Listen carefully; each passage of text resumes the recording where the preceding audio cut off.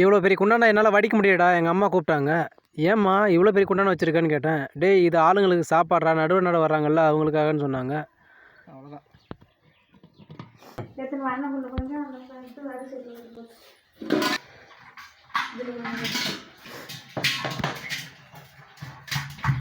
ஏர் ஓட்டுறவங்களுக்கு சாப்பாடு வச்சிருக்க மாதிரிடா, அதை எடுத்துகிட்டு போடா சீக்கிரமா.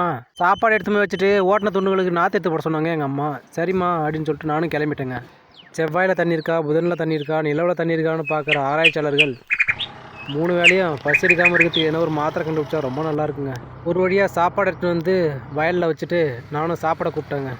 எங்கள் அண்ணன் சாப்பிட்டுட்டு நாற்று வாரி கொட்ட ஆரம்பித்தோம். இங்கே பாருங்கள் எவ்வளோ பெரிய மலை மாதிரி அடி வச்சுருக்கேன் பாருங்கள் நாற்று.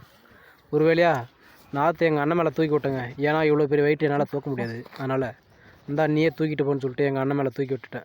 காலம் முழுக்க கிடக்கிறோம் நாங்கள் சேத்துல. என்றைக்கு தான் விவசாயிகளுக்கு பிறக்குமோ நல்ல காலம் தெரியல.